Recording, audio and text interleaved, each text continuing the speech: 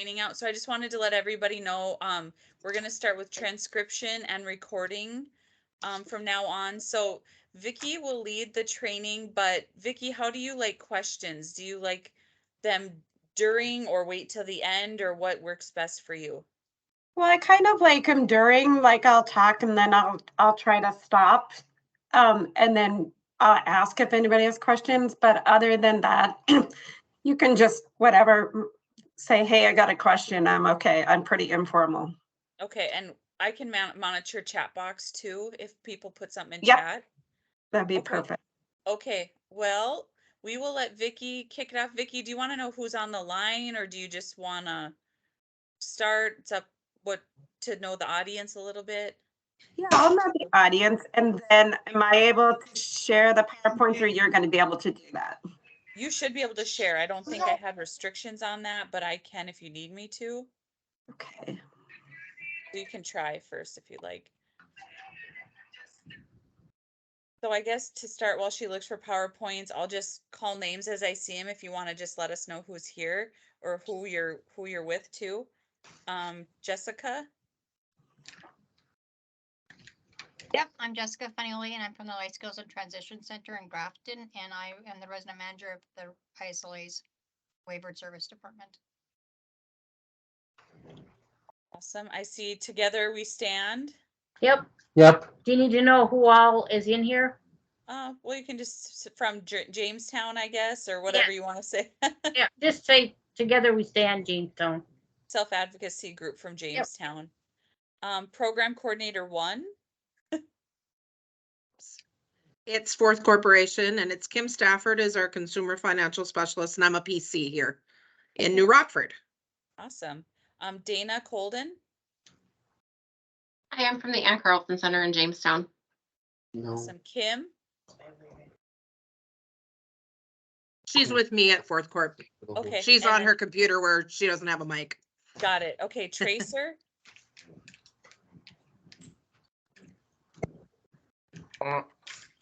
I know the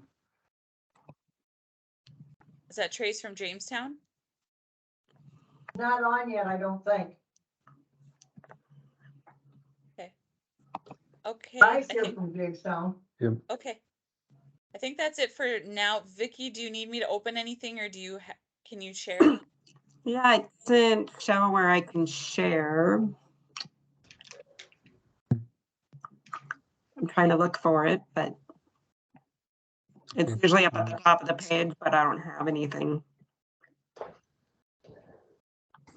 So I'm not sure, you might have had to make me a host. I don't know. Oh, I wonder if I can. Let me see here. People.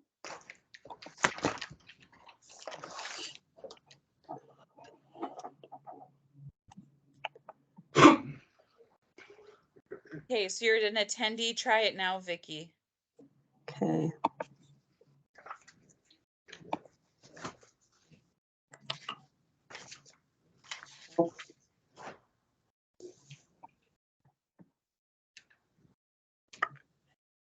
No, I probably would have to log in and log back out. Or I mean, log out and log back in. I made you a presenter. I'm not finding it. Hide, raise hand, nothing that says share. Okay. Let me see, manage permissions. I'm sorry, everybody.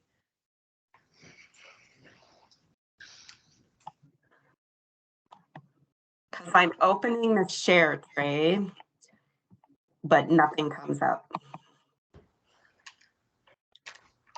Who can present? Everyone. It says everyone can present.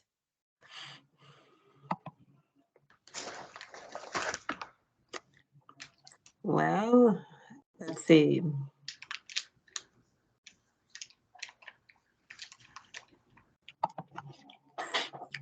If not, I can do it too if you'd like.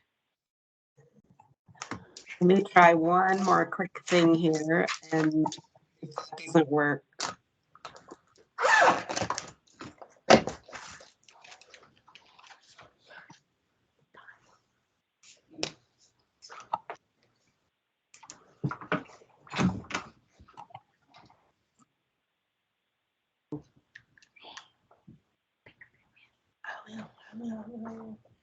All right.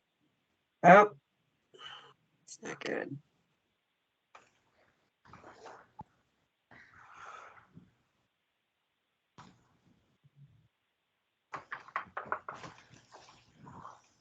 Now I lost you guys completely.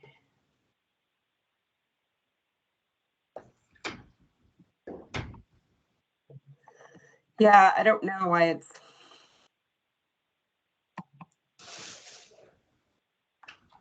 Why it's not.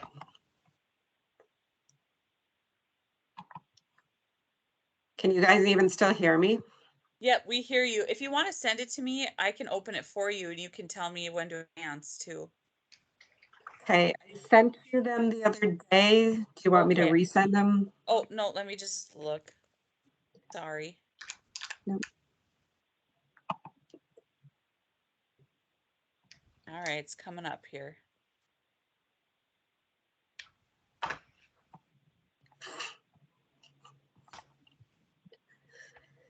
Nope, not that one. Not this one? That was for partners. Oh, so many things. Okay. This was earlier. Oh, yep, got it. Okay, which one would you like me to pull up first? Pull up that Pacers national assessment. Can't remember how I labeled it. Got it. Okay. We'll just start with this one and then wait, we can move on from that too. So, okay, I'm sorry about the delay, folks. So if you do not know me, my name is Vicki Peterson and I work for Family Voices of North Dakota, which is a nonprofit that works with families who have children and youth with special health care needs or disabilities, and also with self-advocates. So I have a child who's, well, he's a young adult now. He's going to be 21. And he has autism and intellectual disability and chronic health conditions. And I've been working for Family Voices for just about 20 years now. So what this training is going to be on is health transition, and in transition kind of alone programs, things that you guys may have questions on. I try to do interactive, which isn't always easy with virtual, but you know, like Julie said, if you have a question, please just jump in whenever or put it in the chat, and I'll certainly answer it. You do not need to save them to the end because then they kind of get lost. So we're going to start off by, you know, what is transition? You know, everybody has different meanings of transition. And they all have different periods of time. Does anybody want to answer what a transition would mean to them?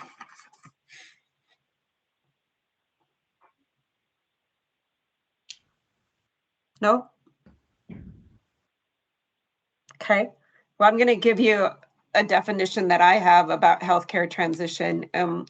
And for healthcare transition, it's that process of moving from a family-centered care to an adult or patient-centered care for health issues.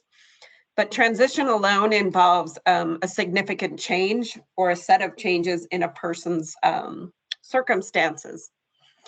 So one of the things that we think about when, and if you can all see that screen, is kind of an assessment. So what should we need to know at any certain point in time for any type of transition, and mostly including healthcare transition? So this training works off of several different tools. Not all the tools belong to one agency. So Pacers is one of them. I use Pacers a lot with families. They have really good checklists of things that you should know, things that you need to achieve, things you need to be supported on moving forward. So that's what this first thing is like an assessment for people to think about things that they may need. And I don't know, can you guys see the whole page?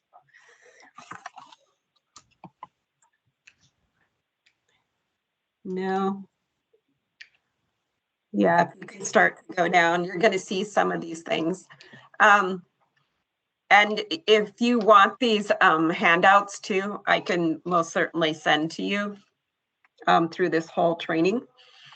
But there are some basic health skills that we need to learn. And this assessment is nice to be filled out because it's going to talk about things that you would like to be independent in, some things that you need support in, a little support, and other things that you may need lots of support in. And then you can put down from your practicing yourself or practicing, it says IEP team, but it can be with anybody. It could be a medical provider. It could be your own provider of maybe somebody's providing you help with day supports or in-home supports or anything like that.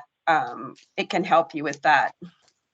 So one of the things they talk about, like a basic health skill, one of those is having your healthcare information. So I know nowadays they kind of make it a little bit more easy because you can access a My Chart. So do folks on this call or providers on this call, are you using My Chart either with your clients or yourself? Anybody use My Chart? I do. You do? I do. And you my find son Skylar. I do. Okay. Yep. It's kind of nice to have that, right? Because you can be portable with it. It can be on your phone, it could be on your iPad, whatever type you're using. But it's really important to have your healthcare information with you at all times, right? Because we never know when something might happen. You know, just think about all this snow that we just had. And if you were, you know, somebody was transporting you or you were transporting yourself and you were in a car accident, you know, we need to make sure that there's access to healthcare information. So even if it's just, hey, on your phone or iPad or whatever, or a card in your vehicle, whatever it is, just making sure that you have your healthcare information. And the biggest thing I think we think about are like allergies, or if your disability is going to hinder maybe if some first responders were responding to you. So I'm going to give you an example. My son, he has autism with an intellectual disability. So he's verbal, but not very verbal. He just has a few words, and sometimes when he talks, you can't understand him. So in my car, when we travel with him, there's a little kit in there that talks about the fact that I have, it talks about him, and he helped create it, that he has autism, and these are the things that may hinder him. These are things that I don't want you to do, like don't get too close to me. And we created these with first responders across the state of North Dakota because we asked what they needed to know from us if they were approaching someone, or what we needed from them. Okay, so always important to keep that stuff with. Can you guys see how that would be important? Yeah. Yep. Absolutely. Okay, so we can scroll down some more. If you're looking at some of these, I always get a kick out of, okay, you can stop right there. That one that she's showing on the top, get enough sleep. That's a hard one, isn't it? Yeah. Yes. It is very hard to get enough sleep, but that's very important for health. Okay, so we try to do the best that we can do in that area. Okay, you can, yeah, you can, it's like plan for managing stress. You know, is that something that you feel you can do on your own? Do you need somebody with you to help support you manage stress? Do you need someone with you to help with all your medical appointments? You know, can you do them independently or want to do them independently? Or if you need support. If you kept going through this assessment, you're able to check off what you need. And then maybe that could help in your person-centered planning of goals that you may want to have. And just because you may need some support in areas doesn't mean that you shouldn't have input in what areas that you want to have support in. So there's a lot of check marks and a lot of descriptions of what could you need to do. But when we're talking about self-advocacy, one of the things is, could you explain your needs to somebody else? Has anybody on the call had to do that? Or are you all having support when you're maybe talking to a new medical professional? Having support. Having support? Yep. Yep. Do you feel like you have input even though you're having support? Are you having some input on what you want them to know? Both, yeah. Okay, good. Yep. Good. It's important to have your own input as well. Okay. And so like my son, he needs a lot of support as well. And sometimes it's technical support, but we make sure that he can get his needs across too. And sometimes that is when we have to move over into the action steps where it's practicing at home. Okay. So I practice with him. He has an iPad that has all his information on it. And he knows how to navigate that so that he can make sure that providers or a new provider would know things about him. Okay, how about, do you guys know your family health history? Yep. Yep. Yeah. Can anybody tell me why you think that's important? Why would it be important to know that? Because the doctor might need to know. Right. Louder. So so the doctor can know what the things in your family's history when you're going to visit the doctor and stuff. That's right. That's right. It's very important, right? Because one of the first things you do when you get to a doctor or a hospital or a clinic is they have this whole checklist. And that checklist is created and it asks you, do you or anybody in your family have? And there's a whole list of things. But that's really important to know. Okay, so if that's going to be kept electronically for you to know, or if you know because you're using pencil and paper, whatever it may be, it's very important to know your family medical history.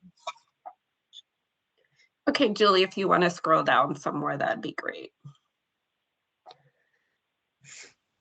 Probably stop at the next one where it says managing medical appointments. There you go. So this is where my charts come in real handy, but there's also some different apps you can get on the phone. So have a lot of you made your own medical appointments? I have. Yeah. Yes. Okay. Do you kind of know when you need to make a medical appointment? Yes. Yep. So sometimes it's not always when you're feeling sick, right?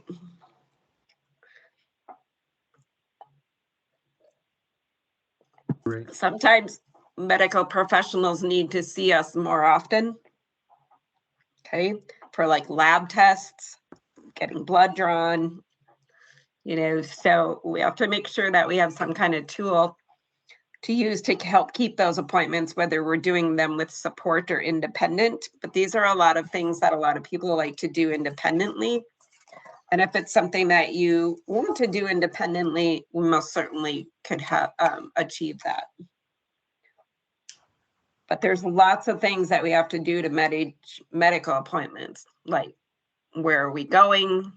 What time do we need to be there? About how long does it take? What do they need to know from me? Because sometimes they need, like I said, some of those questions about your own health care or your family health care. And are you going to a doctor that you're very familiar with? Or, you know, would you be able to do this if it was an emergency type situation? So have any of you ever been in what you would maybe think as a medical emergency where you had to see a physician that was not one that you regularly see? Yeah. Was it comfortable or uncomfortable for you? It was uncomfortable and a little scary. It is, isn't it? Yeah. Yeah. Yep. So sometimes practicing those things at home or wherever you are in your community, practicing those can make it not quite as scary. Okay.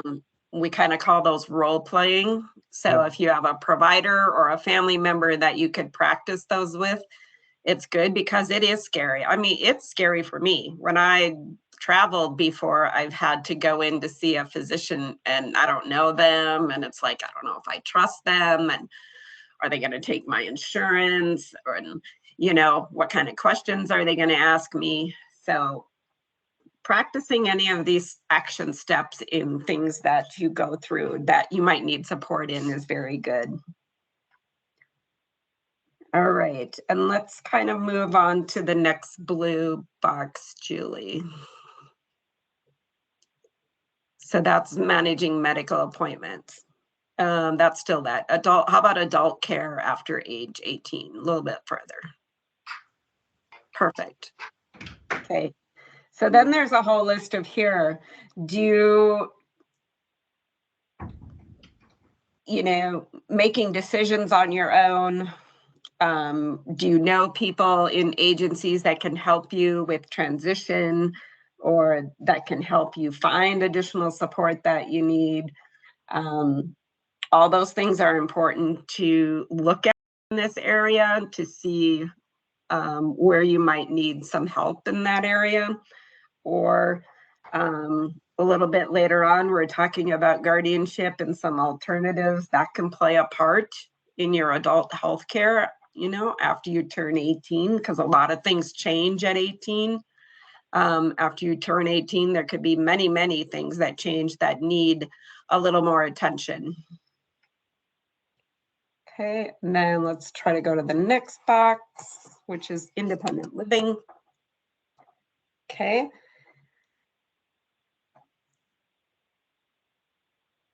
So here's another thing, you know, of moving into new environments.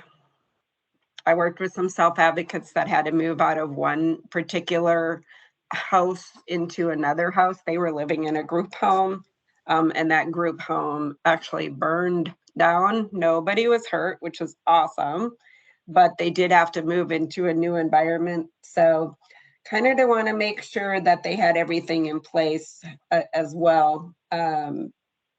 You know, making sure that their family knew where they were moving, making sure they knew where maybe some other providers that didn't work with them on a daily basis knew where they were at.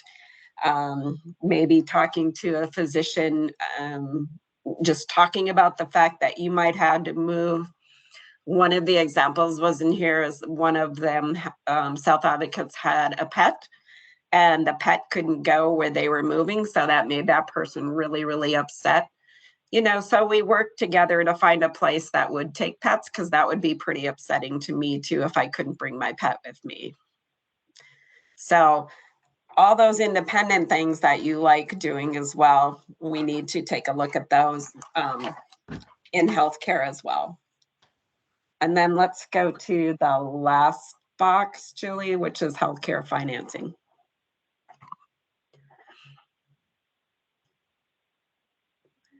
Okay, so healthcare financing. So do most of you know what kind of insurance you have? Yep. Okay. Do you guys have What any? are you on a private insurance or do you have Medicaid? Medicaid or Medicare? Medicaid. Yep, Yep. some people have Medicaid and Medicare both. Okay. Do you have somebody help you manage that in case there's an issue? Yep. Yep. Good thing, right? Because I bet who's helping you manage that could say to you, oh, sometimes it's really hard. Yeah.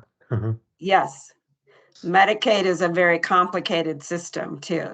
So that's another thing that you yourself or providers working with you, you can give us a call as well at Family Voices. And if you're having some issues, we can try to help with that too. Okay. because insurance is really hard. Sometimes I talk to people who write insurance and they're like, I can't even figure it out myself. So, but they expect us to know that. But yep, and you have to know certain things about insurance too, whether, you're meeting all the requirements to stay on Medicaid. If something happened and Medicaid was not there anymore, what would you be able to do? So knowing about your insurance is extremely important, especially too, like if you're traveling outside of the state of North Dakota, and something happens and you need to see a physician, that you're carrying your card with you or you have information about that. In-state is a little bit easier to look up than out of state. Okay, so do you guys have any questions about why it might be a good idea to fill out an assessment to know some of these things that you may need to know, or that you might need some more support in?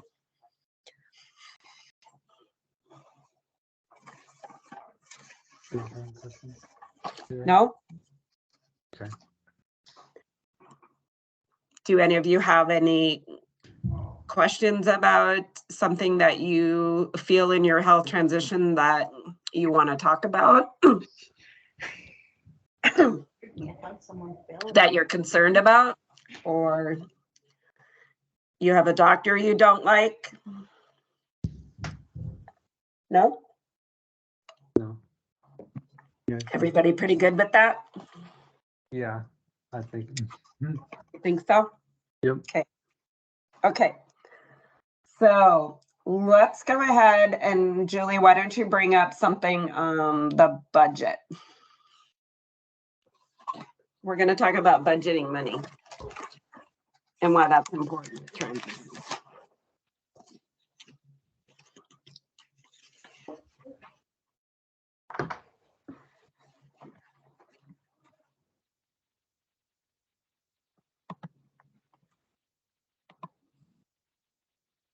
Like,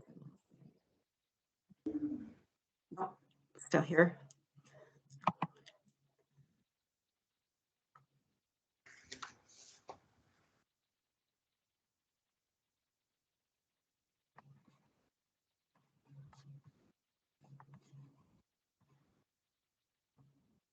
Did you guys see it okay, or do you see it? No. No. No. No. Do you see it now? Yep. Yeah. Yeah. Okay. Sorry, when I share my full screen, I can't see the Teams link, so let me know what you see and don't see. Yeah, can you do it? Yeah, from there and see if it, okay. So budgeting your money, that's a pretty necessity in skills, right? Yep. Yep. Right? So do you guys have jobs? Yep. Yep. Yes. Yes. Oh, I'm so glad. I haven't heard a no out of there. So sounds like everybody has a job. That's a good thing. If not, there's a lot of jobs out there right now too. Okay, so it's important when you have a job and you have money and budgeting what you're going to do with that money, especially every month. Do a lot of you get paid once a month or twice a month Once or once a week? once a week for me. Paid like Well, me, You guys get paid every 2 weeks. every 2 weeks. Every other 2 weeks for us. Okay. Yeah. Yeah. Okay, so I hear some 1 weeks, every 2 weeks. That's pretty normal. So we know when we have that, what we're going to be able to do with that. So you can go to the next slide, Julie. So I don't know, budgeting money is a dilemma for me. So I'm thinking it's probably a dilemma for most people. But learning the skills necessary to balance your expenses with your income is really important. And we're going to talk a little bit further about SSI, supplemental security income, or disability, social security disability funds. And those may or may not affect you. But it's important to know your budget because of that. So how much I can spend, how much I can save, what are my, important priorities that I need. So that's a huge undertaking. Okay. So we're gonna, this PowerPoint, and if you want this, there's some worksheets that go with this if you feel you need some help in budgeting. You can go to the next page. So why do we need a budget? A budget helps us prioritize what we want, and the decisions we make about how to spend our money vary from one person to the next. Our only needs are those that are absolutely necessary for our survival, like water, food, clothing, and shelter. And the majority of our purchases are our wants. We need basic food to keep us alive. We want a hot fudge sundae. What do you think is the priority?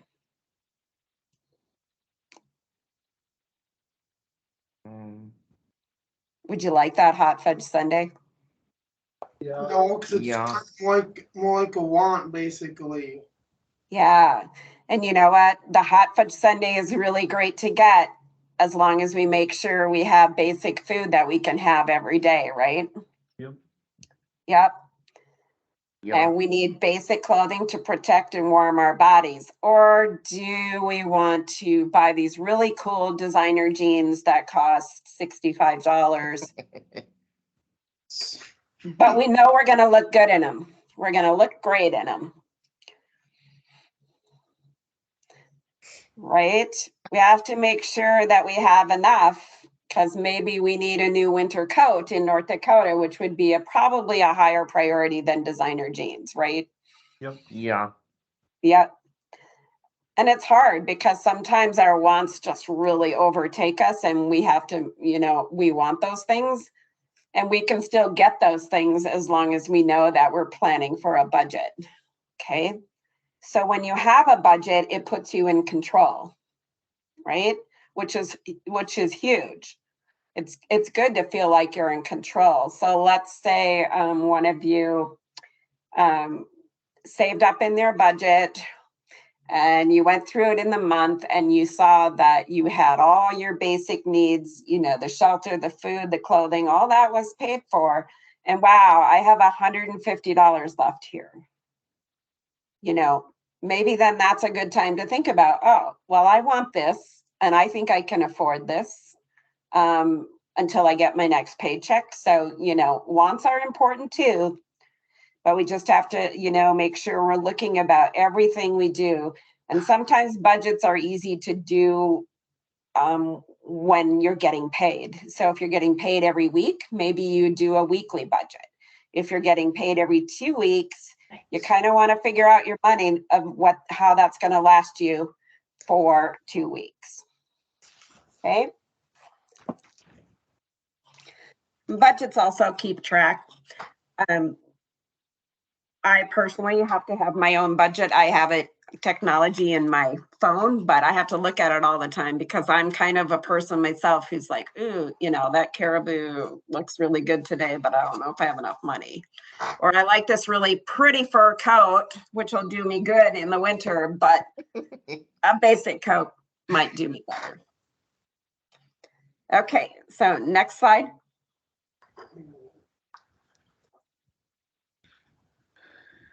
Okay, so there are some activities that you could do for spending choices. So if you feel like you struggle keeping a budget, you can make a list for yourself, or you can call me and I have some templates, and you can do a budget. But it's kind of, you want to look at your spending categories. So we know that we should be looking at our basic things, which are food, making sure food and water. If you're paying rent is hugely important. If you have other types of, if you're living on your own and you need to pay utilities, those are really important. But list some spending categories and then list about how much money that you can keep in there to make sure you're meeting all those. The cool thing, like I said about this, is going to see what you have left over. Okay. And that leftover is really good about maybe, even if I saved up for 2 leftovers, that would give me enough money to go buy a new, I don't know, gaming control that we feel we may need. Okay, so keeping spending diaries can be really good. Do any of you have a spending diary or have a form where you keep for your budget? Yep. Yep. I say basically. Are most of you in charge of your own money? Yeah. Yeah. No, Some people said no. Would you like to be in charge of your own money? Yeah. no. Yeah. No? Do you think if you weren't, you would spend too much of it? That happened to me, I think, so that's why I'm saying no to that reason. Yeah, sometimes we need help in that area, right? To support, to make sure that, we're keeping track of our money and where it's going and making sure that we're not spending it too frivolously or, and we'll talk about able accounts too, and that may help some of you as well. Okay. So next slide. So then if you do keep a spending or one of your checklists on that assessment was, I need to, learn to budget my money better, after you do all that, you can ask some of these questions like, did you meet your goals for your budget? Sometimes we have unexpected events that impact your budget. So sometimes it's always good to save a little bit just for those unexpected events. You never know what comes up. Right? Yeah. Like I just had an unexpected event. I had to pay somebody to dig me out of all this snow. So that was an unexpected event, I guess, kind of, even though we kind of knew it was all coming, right? Yeah. Yep. And then, like how much money did you have left after a 2-week period where a lot of people are looking at 2-week periods for budgeting their money. So next slide. Okay. So do a lot of you know when you say you get paid every week or every 2 weeks, do you actually know how much you're making? Is it about the same every week or 2 weeks, or does it change? It's the same.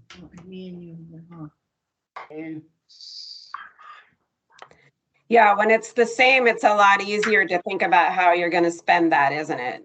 If it changed all the time, it might be a little harder. Right. Okay. Okay, next slide.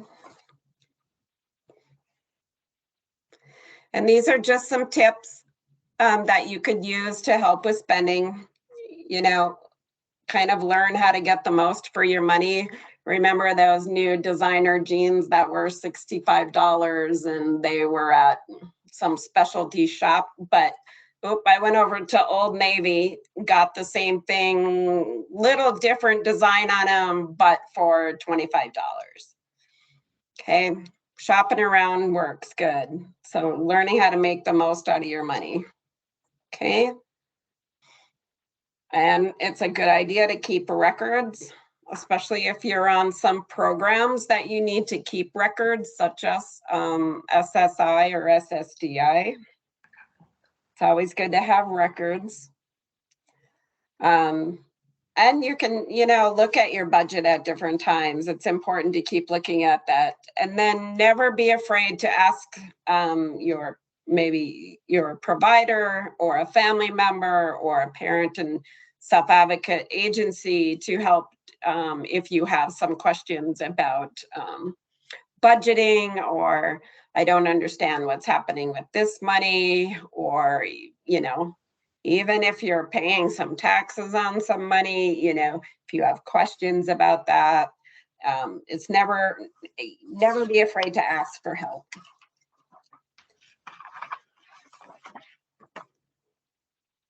Okay, so do you all think that you budget your money pretty well? Yeah. Yeah. Yeah. Anybody think that want to talk about a story when they didn't feel like they were budgeting their money well? Like gamble a lot. Gambling, that's a good story. Yeah, Yeah. that's kind of fun, right? Yep. Yeah. Did you win big or lose big? Lose big and yeah. Yeah. Yeah, that can be hard too, because it's kind of fun to gamble, Yep. thinking that you're gonna win, but it's kind of easy to keep doing more and more and more, right? Yep. Yeah.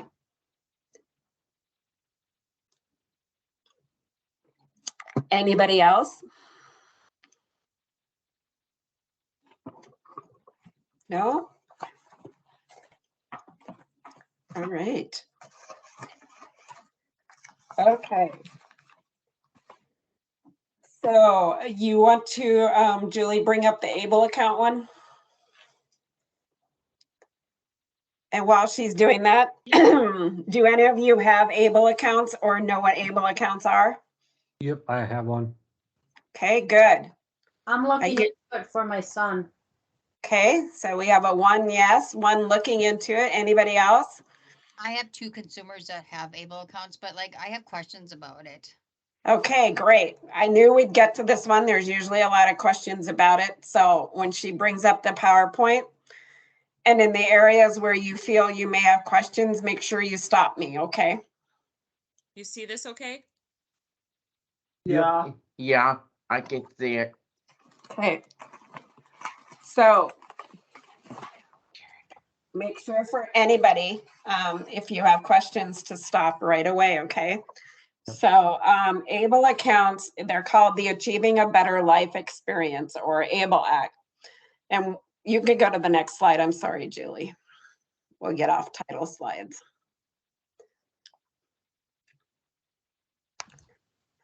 So this was how it was created. Again, it's Achieving a Better Life Experience. Okay, so this would ease the financial burden for individuals with disabilities by creating a tax-free account that can be used to save for disability-related expenses. These accounts can be created by the individuals to support themselves or by families to help support their dependents. Earnings on an ABLE account would not be taxed, and account funds would generally not be considered that they count against you for such programs as SSI, and that includes SSDI as well, Medicaid, and some other federal means tested benefits. You can go to the next slide. So when this was created, it was created at the federal government. Both Democrats and Republicans passed this through. There really wasn't any issues with getting this done. And then what happened at the federal level is they said each state can decide whether they want to have ABLE accounts in their state or not. So in North Dakota, they decided on April 1st in 2015, when the governor signed into law that House bill. And that gave the Bank of North Dakota the ability to implement the program and issue the rules. But in North Dakota, the Bank of North Dakota chose just to offer resources. So in North Dakota, if you heard of maybe on advertisements, or maybe you had one yourself, a 529 college save account, they're kind of similar to that, except they're for persons with disabilities. And so even though North Dakota doesn't have their own ABLE account, like a bank that you can go to open up one, the Bank of North Dakota can help you, or they sometimes send you people to me and some other agencies, and we can help you open ABLE accounts in a different state, but you're still able to have one. Okay. Next slide.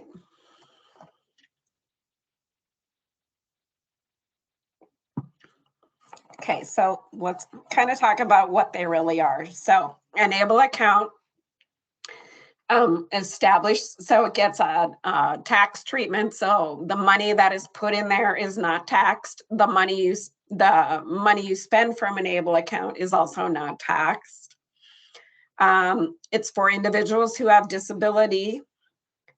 The disabilities, it just has to be a disability that Social Security recognizes. Assets in and distributions are disregarded for programs, like I said, for SSI, SSDI, Medicaid. So a lot of these programs, you can only make so much money, but whatever you have in an ABLE account doesn't count against you, okay? For Medicaid, nothing in your ABLE account counts against you. If you collect SSI, you can have up to $100,000. So at $100,000, if you had in your ABLE account, they suspend that account till you spend down below 100,000. Okay, they don't. You're still eligible. It's just they suspend it. Okay. And then there are some other programs too in North Dakota where it doesn't count as income for you. Okay. You had to have been disabled before the age of 26. And right now they're working on something to raise that age to age 46. Okay. Like I said, you have to have a disability that's defined by Social Security or the disability certificate. And I'll tell you what that is about. You are the owner of this account. There are no beneficiaries. So you can't designate a beneficiary except, let's say you had a sibling with a disability as well. Then you could name them as a beneficiary, but they would have to have an ABLE account as well. Okay. Next slide.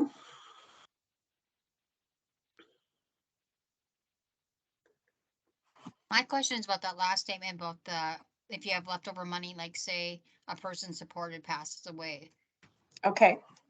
what happens to that money? Okay. So in North Dakota, currently right now, for ABLE accounts, there's a Medicaid payback.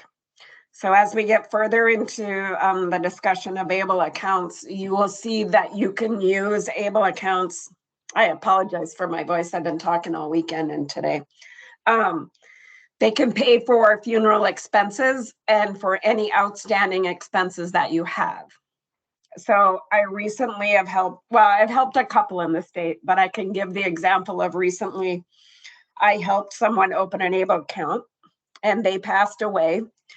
And so the family got in touch with me and they said, we know she has this ABLE account, but we already got a call from North Dakota Medicaid saying they want all the money in her ABLE account.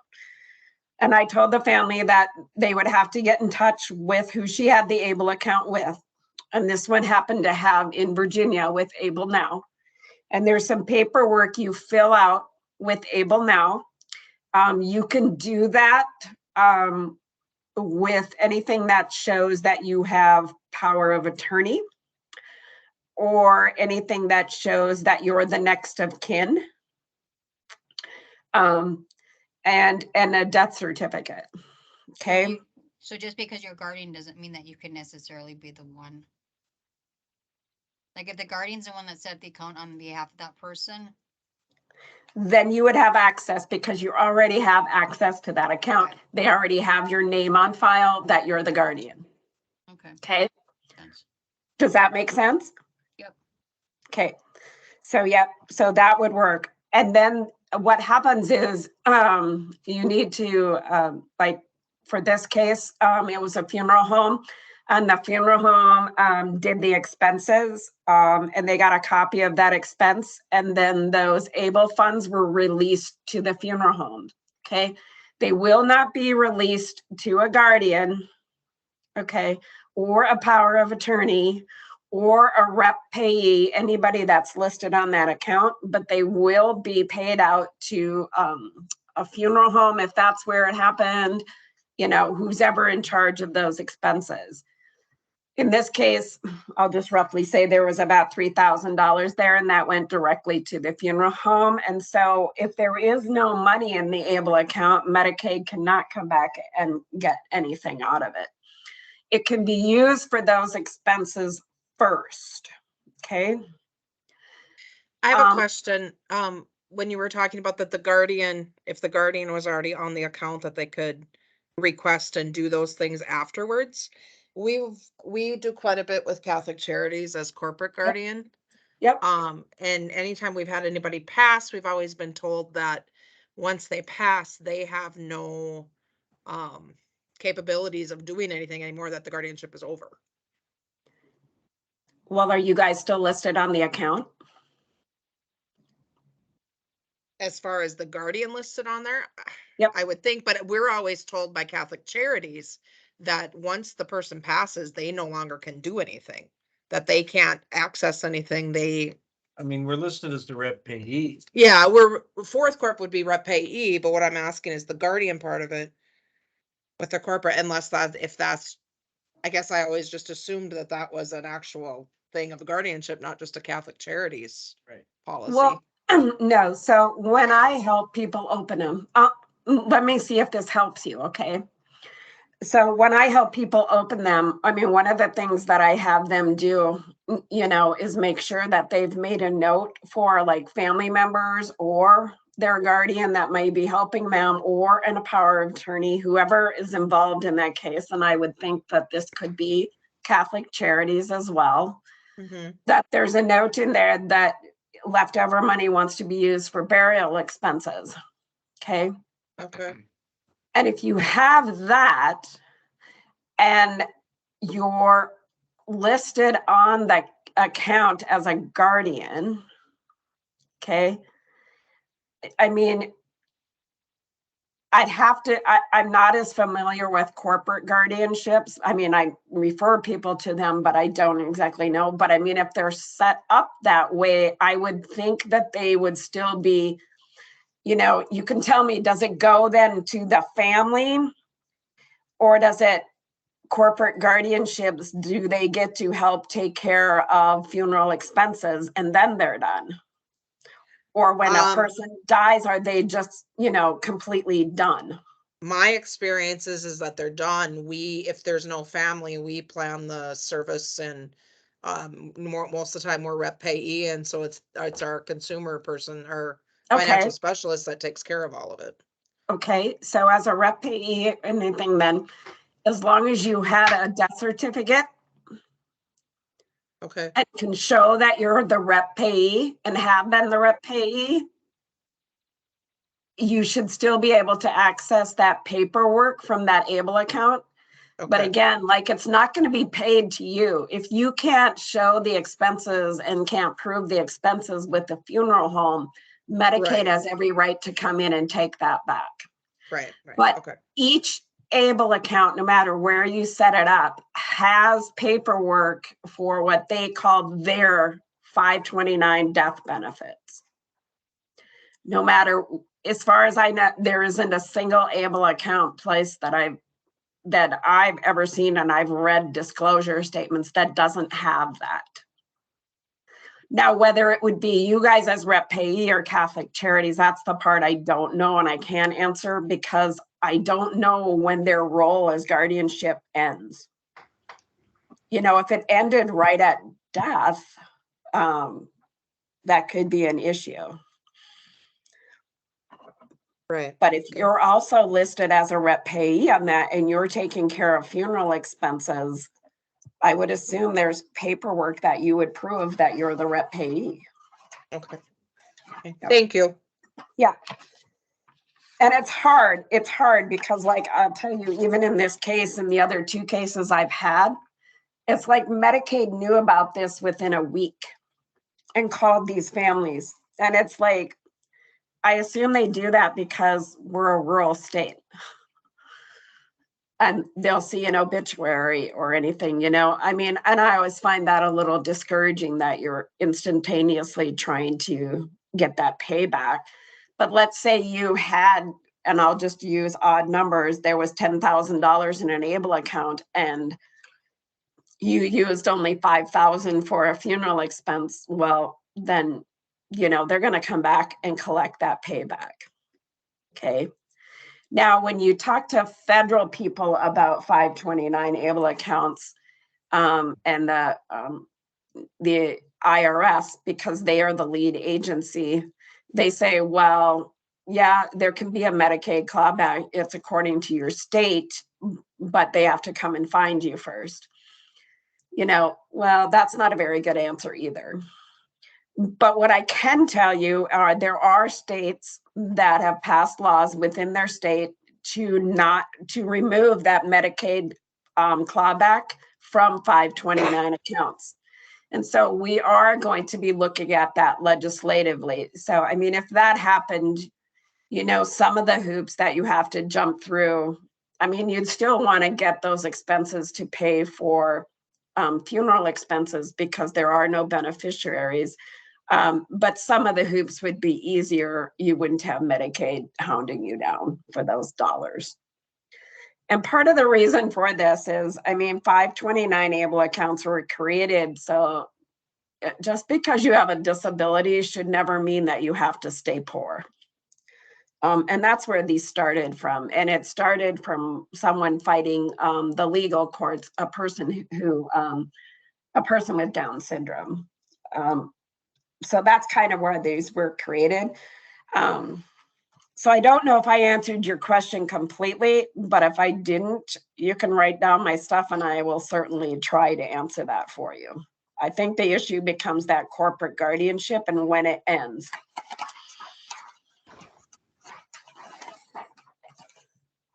Okay. Was that helpful at all or no? Kind of. Kind of. I know it's a tough situation because I know who does corporate guardianships, but I don't know all the ins and outs of them. But I can guarantee you that able accounts can be used for death benefits. Okay. That I'm positive of. And that can be done before the Medicaid payback. All right. So if you're running into more problems like that, I mean, my information is on the back of these PowerPoints, but you can always contact Julie or just contact Family Voices and tell Deneen you want to talk to Vicki, and I will certainly most help you. Okay. Okay. Next slide, Julie. So again, who's eligible for able accounts? You only have to meet 2 requirements, and that is be disabled before the age of 26. I am telling you, it's trying to get up to 46. And then you have to have a disability. So I don't know if everybody on this call, if you're receiving either SSI or SSDI. If you are, you're already eligible due to a disability because they have already found you disabled to collect that money. Okay. But one thing I want to make important is that you cannot hide money in an able account to become eligible for either SSI or SSDI. You have to meet the income criteria for both of those programs. Okay. So if you can only make so much money in a month for SSI, you can't say, oh, well, I'm going to hide a whole bunch of money in my able account and still be eligible for that. You have to meet their criteria first. And able accounts, like I said, they can be before the age of 26. So, I mean, my youngest, I have a 2-year-old that has their own able account. They don't receive SSI or SSDI, but they have what we call a disability certificate. And that comes from the physicians, or either the physician that diagnosed you or your primary care that says you have this disability based on these assessments or these evaluations. It should have their letterhead on it where they work. So like my son received his before he became eligible for SSI, and it said Family Practice Center because that's where that doctor worked. You never have to upload a disability certification to any application for an ABLE account, but you must keep it because the IRS is the lead agency. And if they audit you, you got to have that. Okay. So any questions about that? Okay, so let's move forward. There, it's going to talk about the disability certificate. I pretty much have talked about it already. So if nobody has any questions on whether they would be considered disabled or not, we can move on.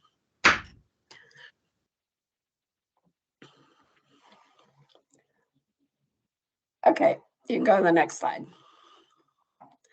So why would we need them? I mostly kind of told you too. I mean, why should we have to be poor? Why can't we save money just like anybody else if you have a disability? But sometimes we have to rely on those government programs as well. And so that's really why this was created. You know, currently they're looking at SSI to raise the limit because it's hasn't been raised, I think, since, is it 1979 or something like that. So that is why we thought that they were needed. And I can't really see a major downside to having an ABLE account. I can only see upsides for it. Okay. And it was made to supplement, you know, benefits, not supplant benefits, not to take away from. Okay, next slide.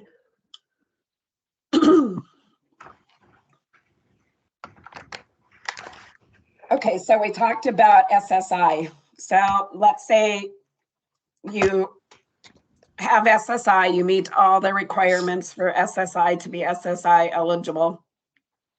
Again, I said you can have up to $100,000 in your ABLE account before you have to spend some of it down. So I get a lot of questions because people say, well, I got audited for SSI or a review. I think they call it a review. And they kept asking me how much money was in my ABLE account. Do I need to tell them? What I have found out is if you do get a review for SSI, and you must tell them whether you have an ABLE account or not, and you must present to them the total amount of what's in your ABLE account. And the reason why is for that $100,000. Okay.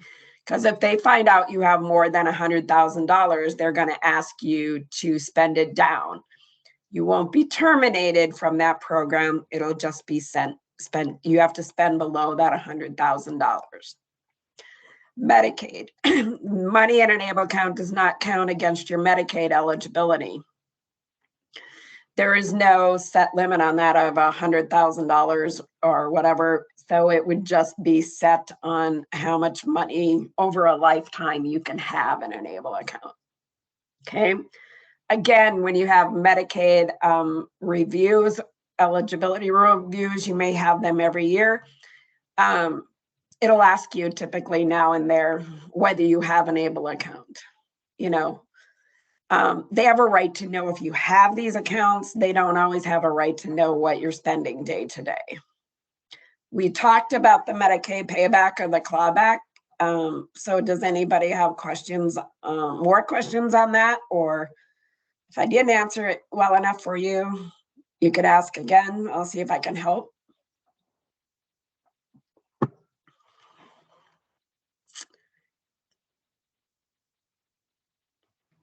Okay, and we can go on.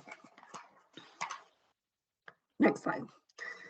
Okay, here are some other programs that where the money or monies that you have in an ABLE account will not be counted against you as well. You can read them there. So if you're on one of those programs or maybe on one of those programs, you're able to look at that.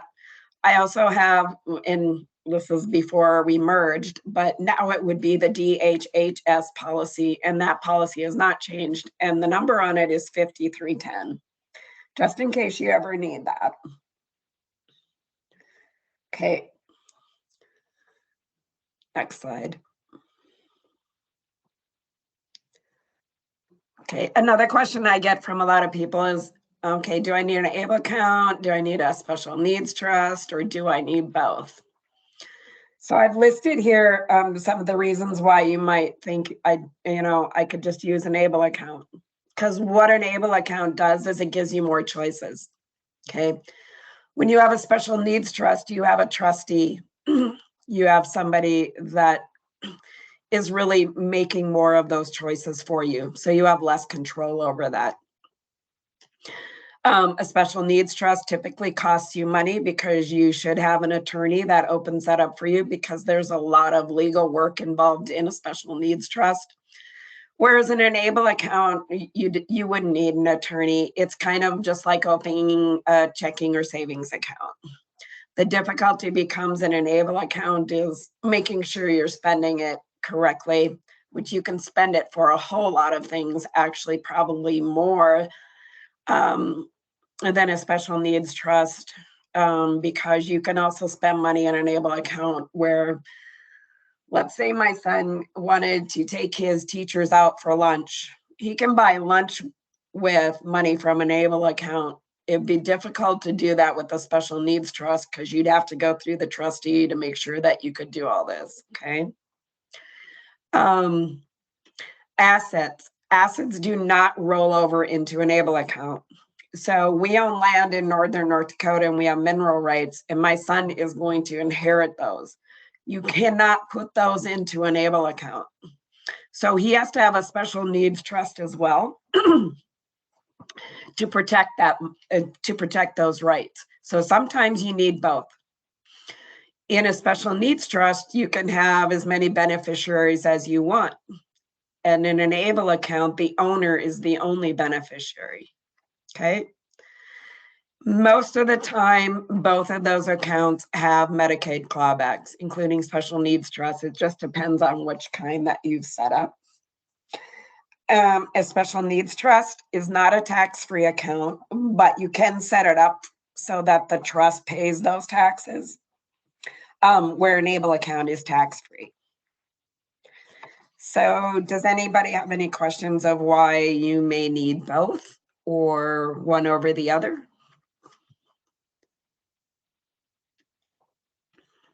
Does anybody on the call have a special needs trust as well?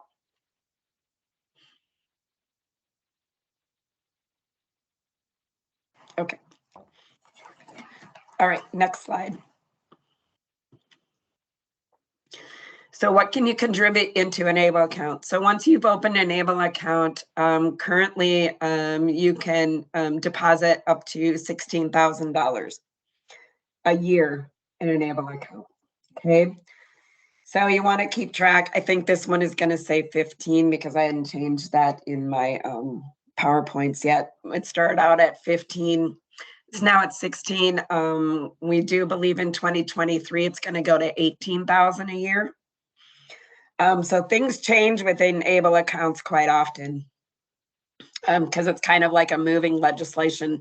As it's been in place, people are finding different things that they need to change.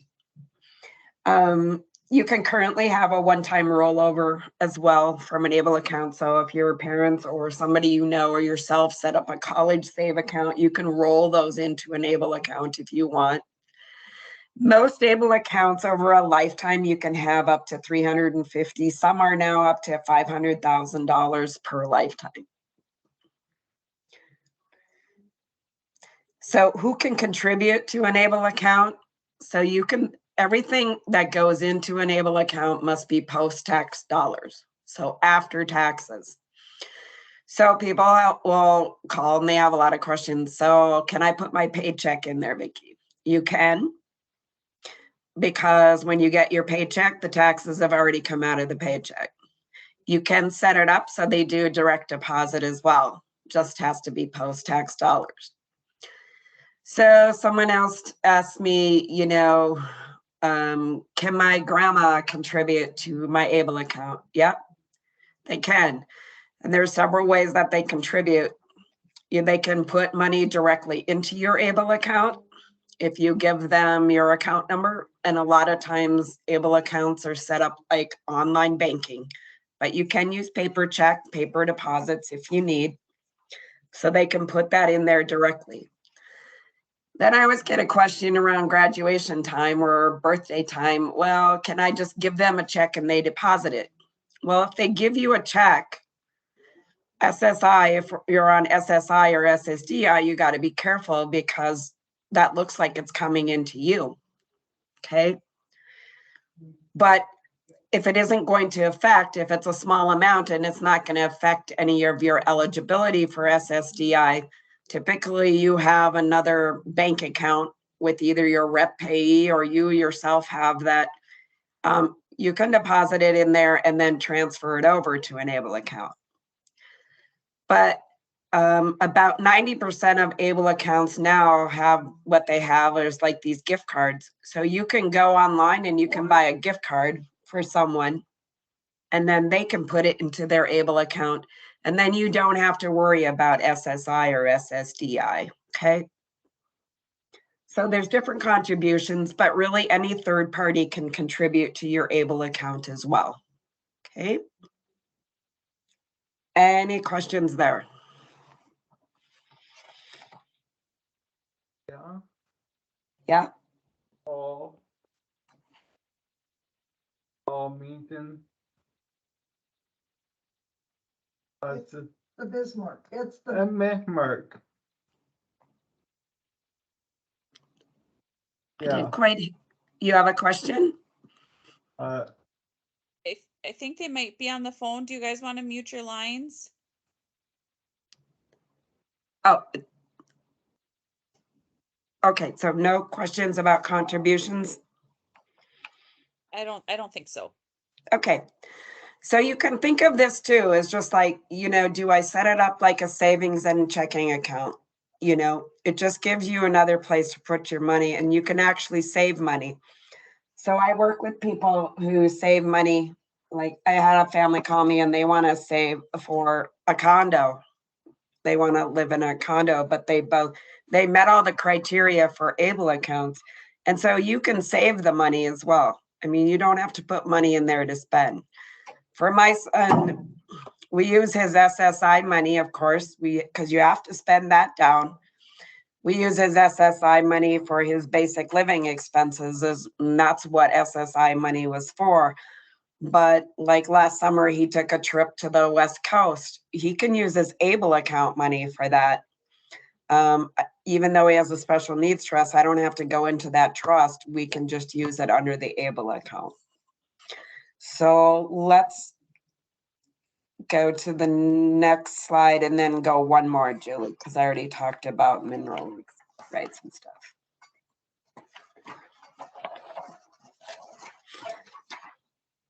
So if you want to go to that slide that says examples of qualified disability expenses.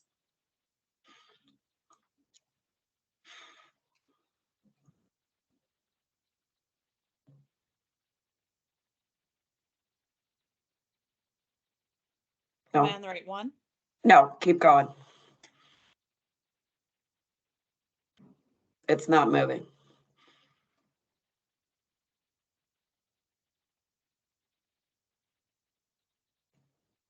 It wasn't moving on my screen. I see disability expenses. What are you seeing? Contributions. Okay, let me, hold on.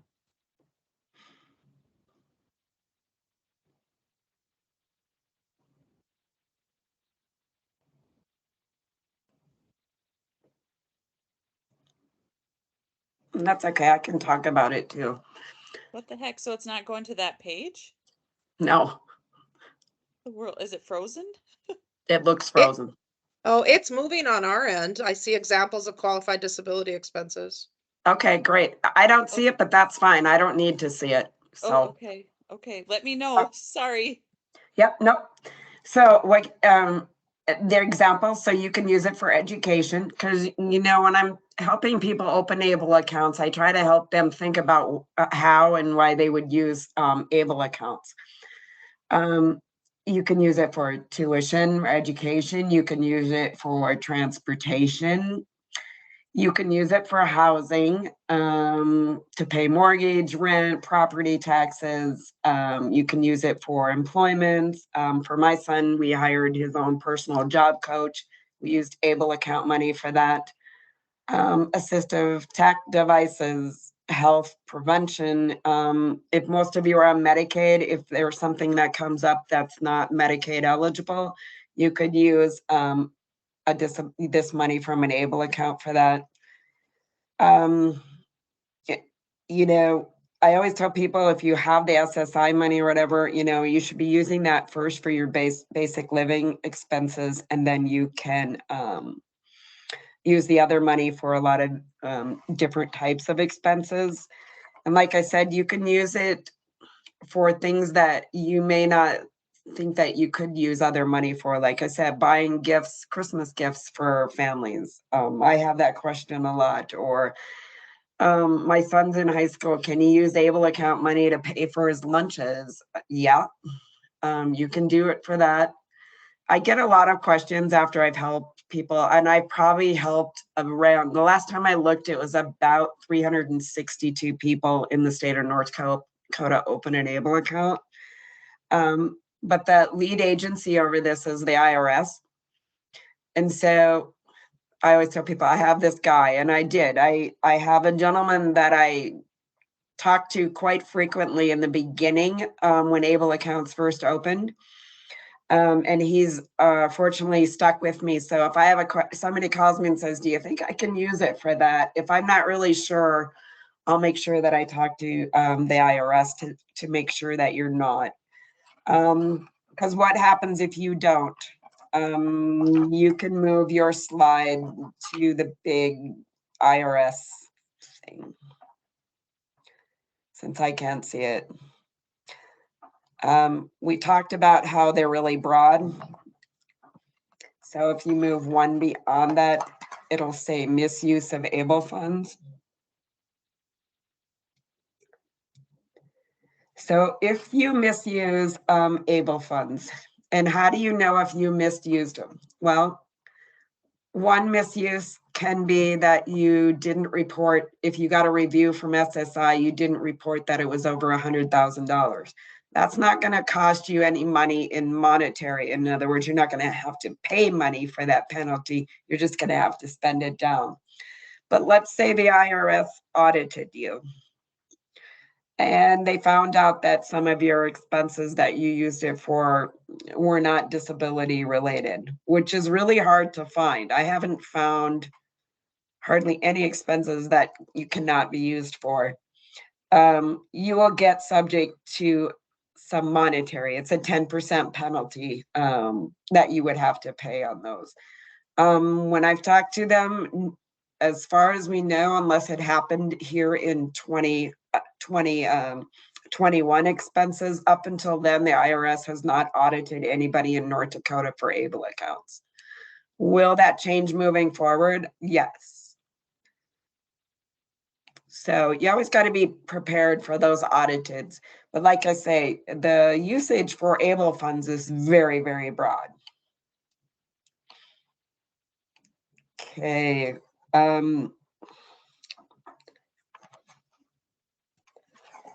It's a really long PowerPoint, so I'm trying to go through some of the slides. If you go up to the slide, it's savings and investments.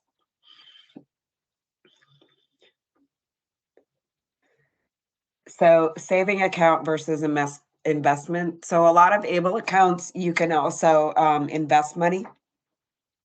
And so you can also have the savings or the checking account with them, which is, pretty safe.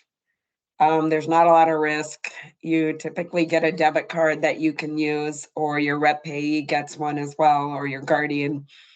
Your money isn't going to grow very much in just a regular savings account. But some people have put money into investments. In other words, an inheritance might have come. And if it was below the $16,000 and they hadn't contributed anything to an Able account, I mean, you could have quite a bit of money in there. A lot of Able account programs offer investments too. I don't go into a lot about investments because I'm not an investment broker. They're typically done in stocks and bonds with the company, but you should be talking to the able account person wherever your able account is at. Most of them have quite a bit of information about how you can invest, but you can invest, and most of them allow you to have both. You can have some money in a savings account and some in an investment. And then I talked about, you know, thinking about how you would use an able account. That's on the next slide. But when you open an able account, no matter where it is, there's something called disclosure statements. So if somebody's helping you open one, or there's a guardian or a repayee or power of attorney on your able account, you want to make sure you read the disclosure statements, because this is where you're going to find some hidden fees. In the state of Ohio, when they opened theirs, we found quite a bit of hidden fees in there. So it's always a really good thing to read disclosure statements, and if somebody else is managing your able account for you and you're on this call, please read those, because they change too about every year. So you want to make sure that there's not a lot of hidden fees or something written in there that doesn't really fit well into the plan of what you're going to use an able account for. Next slide, it talks about the information that you would need. You typically are going to need your social security numbers. If a corporate guardianship, they're probably putting in some of their information, and some of this varies state to state of where you've opened up an able account, of whose social security numbers you need. Like for my son, they needed my son's and mine because I was guardian. Sometimes they'll need a copy of your driver's license or birth certificate. Not all of them ask for that. That is becoming less and less. When able accounts first opened, they wanted a copy of your birth certificate. Sometimes they ask you for proof of residency. That can be a utility payment or a rental agreement or something else, just to prove your residency. They typically ask you if you receive SSI or SSDI, or if you have a disability certificate. So you can check a box, whatever that is, but make sure if it's a certificate, you're keeping a copy. And then you have the option to put your banking account. So my son had his SSI account. So that's where we use to do online banking for transfer money from one place to the other. It's important to keep all your records, just like I said, for an able account. Most able accounts online have their own managed expenses. So you can upload all your expenses, upload your receipts, so you're not always saving a whole bunch of paper in a box. But do make sure you've saved it, because again, if you're audited, you're going to need that information. So if somebody's helping you manage that, make sure that you have access as well, that you know where to get all the information you need for that. So like I said, they're keeping track of it, just like online banking, which makes it a lot easier now because you can just do print. You'll typically get something from the IRS too that'll be in your account. It'll talk about every year at the tax funds. Tax forms change, it seems, with every president. So I think the last ones, it basically just asks you if you have an able account, you put in the money and then you take it right back out because it is tax-free. At the end of these slides, there's the Able National Resource Center with its website listed. So they have all kinds of information. They also have a really cool tool where you can look at 3 different states, compare them to see which state you want to open an able account in, or you can ask for help. Like I said, I've helped a lot. Quite a few have Able Now accounts because Virginia was one of the first to open. Over the years, we've had some issues with Minnesota. Minnesota currently has an issue the way our guardianship papers read. So there could be some issues with Minnesota. Federally, they tried to fix that with not having to send in your guardianship papers anymore. So is that good or bad? It depends on who you're talking to, because, is there a lot of oversight then? Are people being taken advantage of with ABLE accounts if we're not sending in the proper information? But in North Dakota, if you have guardianship, it talks about the guardianship will expire in 5 years, because we have a law that says your guardianship has to be reviewed during the 5th year. Even though a lot of us don't consider it being expired, it's just to review and look at. Our language says expire. And we tried to get that changed, a group of advocates along with Catholic Charities, to try to get that changed. But they chose not to change it. So we try to stay away from Minnesota if there's a guardianship set up. Now, I've had a few where it hasn't been an issue with a guardianship, but others have had quite a few problems. Nebraska, we've opened a lot in Oregon. So if you had questions about what you think is a better state, you can compare them on that resource center website, or you can just give someone a call and we'll help you figure out which is a good state for you. So all in all, I think that people should, I think ABLE accounts are great. It was something that was passed that I think is a benefit for most people. Yes, you may need both that and a special needs trust. But guidance comes out on this. So if you would like the latest guidance, my information is on the last slide there. The new guidance came out that talks about a whole bunch of qualified disability expenses and how they can be used. So if you're having questions, this was brand new guidance. I most certainly can send it to you, but just know that the expenses are very broad. And if you are having issues with a Medicaid clawback and you want to see how I possibly can help, just make sure you give me a call. So everybody wants one of these accounts, right? Yeah, if you don't already have one. Because what I can tell you is, again, as we go through elections and those things change, there has been talk that ABLE accounts were going to go away. If you already have an ABLE account, it cannot go away. You will be able to keep it, but new people might not be able to open one. So that has been a talk in Washington, D.C.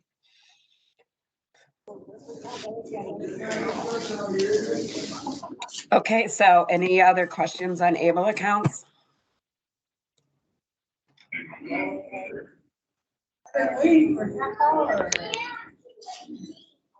Nope. Don't forget, if you have questions, go ahead and, jot down my information or contact Julie, or just contact Family Voices of North Dakota, and I will be sure to help you.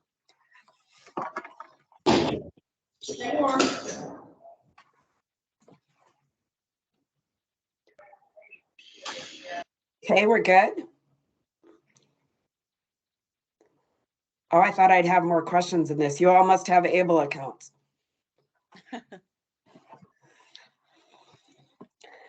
Okay. So, and any of you as self-advocates can call me too. I've helped some in Bismarck. I've helped Trevor. Trevor gives me a call on those and we can help decide those. So that's a good thing. So, and though we're running close on time here too, do all of you or most of you either collect SSI or SSDI?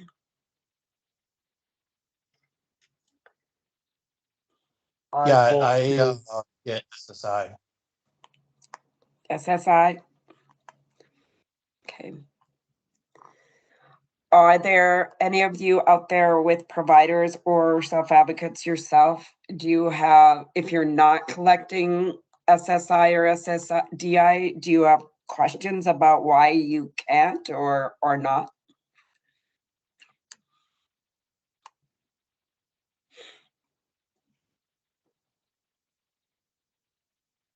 So if most of you are already collecting it, do you have any questions like on how it can be spent? Why am I being reviewed? Why I have to keep records, or, you know, is somebody managing that all for you? Because SSI records are very important to keep as well, right? Have any of you been reviewed? Yep, and then my question is, why do they want us to keep our receipts? Okay, they want to keep your receipts so that they can keep track of how much money you're spending or keeping in your account, okay? So they want to make sure, so SSI money was created to help for basic needs like clothing, food, rent. Though you may not have to send it in every month, when they get a review on it, they can actually ask you for your receipts and to go through it. They have the right to. They don't like frivolous, what I call frivolous, or expenses that are beyond basic needs, right? And so you all know if you have SSI, you got to keep spending that money down per month, right? Can only have so much money a month, correct? Sometimes you can have a little bit more because you're working, but most of the time you have to have money and you have to spend it down.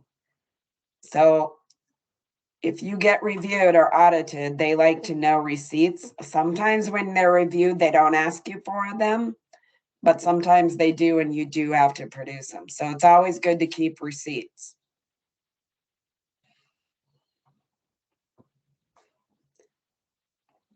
Do you manage your own SSI money?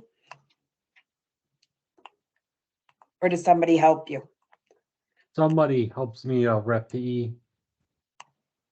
Yep. So do they help you keep all those receipts? Yep, they do. Good. It's a lot of paper, isn't it?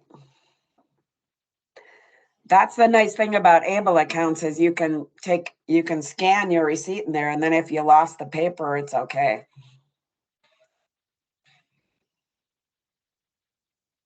How about any other questions for SSI or SSDI?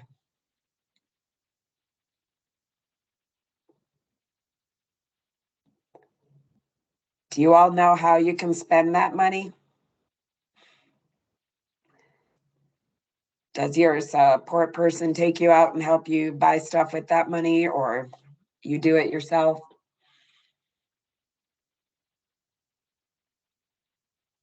Staff will help me. Yep. And it's important to know that you have SSI money and that you're involved in it as well, right? Because what if the person that's helping you was no longer going to be helping you? We have to make sure that we can find somebody else that can do that, right? So it's important to know that you have SSI accounts or SSDI accounts and how to access them too, okay?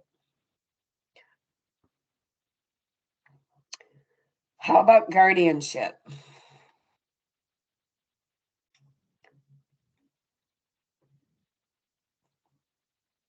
Do a lot of you have guardians? My mom and dad, my guardians. Yeah. Is that okay with you? You like having them be your guardians? Yeah. Oh, okay. Are any of you in something called supported decision making? Because I think you guys had a training on that, didn't you? Did somebody talk to you guys about supported decision making?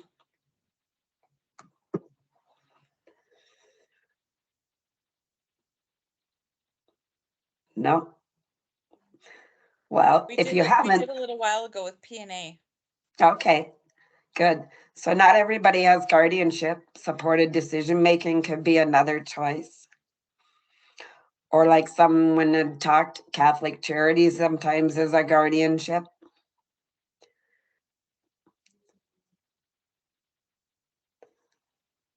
But even though you have a guardianship, it's important to know, who those people are and what you can and can make decisions on your own, or what decisions you can make with a group of people to help you be involved in those decisions as well.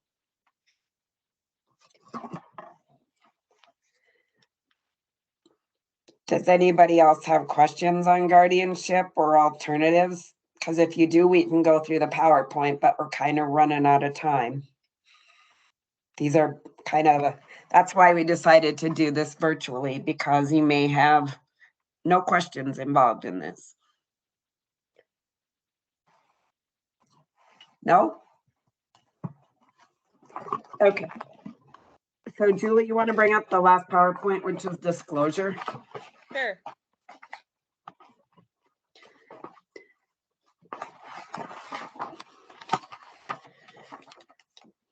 And since it's frozen on mine, I'll just kind of start off. So do you know what disclosure means? Like if you have a job, do you know what disclosure would mean in that area?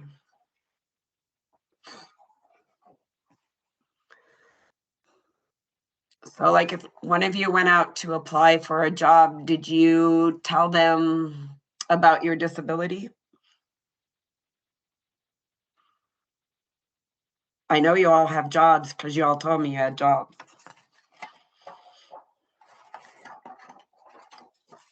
Did you talk to those people about your disability? No. No.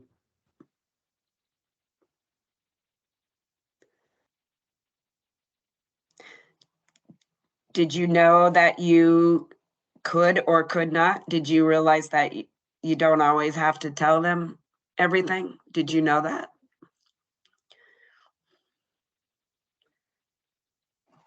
Well, if you go to the PowerPoint, let's see, that would be the second slide, Julie. When you are talking to people, talking about your disability, that's a personal decision with you, okay? And it's a really big decision that you will make to decide how much you want to tell them and how much you want to keep private. Okay. So it kind of talks about things that a lot of times we keep private, which is medical records and banking records and our social security numbers. And sometimes we even keep our income private. So sometimes when we're applying for a job or some other area, it doesn't have to be a job where you are wanting to talk to somebody about your disability. Sometimes we might have to say something. So if your job, let's say you were on a job and if you couldn't do certain things, like reaching high places, I can think I helped somebody with that. They were going to be stocking shelves, but they can't reach top places. That might be something you want to let them know. Okay, if it's affecting the work that you might do at your job, you can make the choice to let them know. Okay, or you can keep that choice to yourself. Okay, did you know that you could do that, or did you think that you had to tell them everything?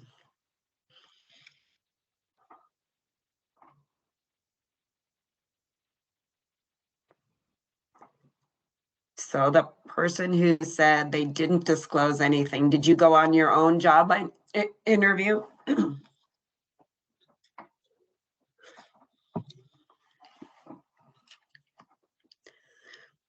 Yeah. So I'll use my son as an example. He just got a job here in Bismarck at the food co-op. But due to his disability, he doesn't like to be around a lot of people surrounding him at one time. So we told, when he went on his interview with his job coach, that's something they disclosed to him because he has autism. And so he likes people to stand a little bit farther back to him. He doesn't like people touching him.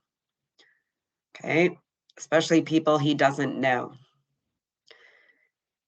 So he chose the right to disclose that. But he also has a medical condition, and it's called Crohn's disease, and it kind of affects your stomach. But he didn't disclose that because it really doesn't affect his job. Okay. But if he was going to get a job where he had to taste a whole bunch of food, we'd probably let them know that he had Crohn's disease because he can't eat a whole bunch of food. He can only eat certain kinds of food. So do you guys understand how that works and why that's disclosure?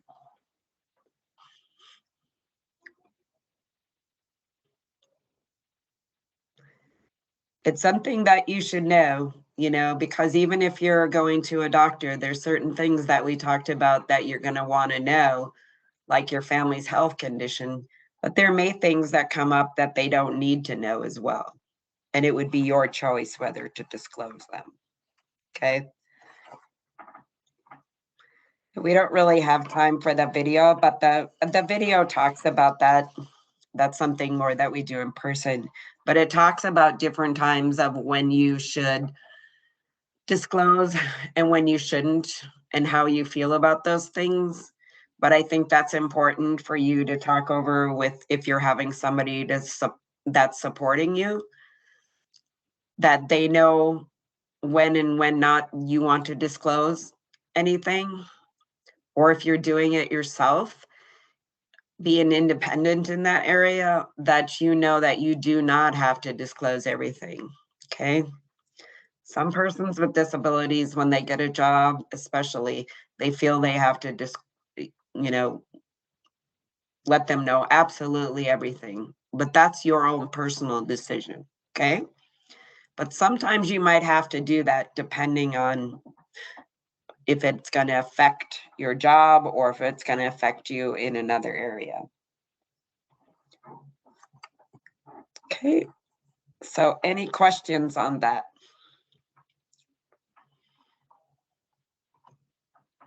No? You guys are a quiet bunch today. Sometimes it's better in person, right? So all of these things that I've showed you today, Julie has. So if you want those papers or those activity sheets, I'll either send them to you or Julie has them. She can send them to you, or if you're working with somebody as a provider, they can give me a call and I can send them to them. But you guys have any questions about some of these things? And all of these things have to do with transition, right? Because they're all talking about something happening in a time period.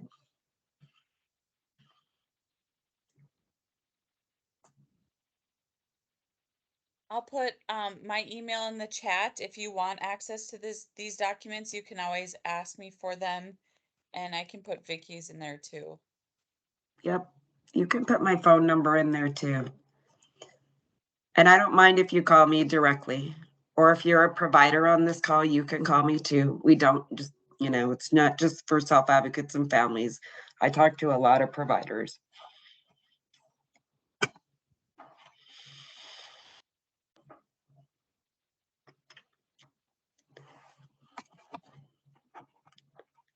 Okay, did everybody survive the big snow?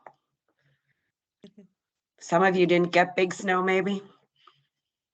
Some of you in Fargo, I bet, just got ice, didn't you?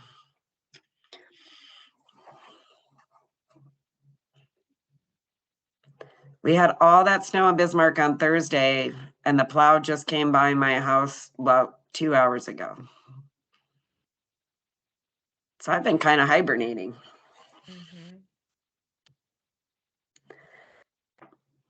Okay, well, 5 days or so. yeah. So does anybody have anything like a subject or something that they would like to learn more about that maybe we could talk about in the future?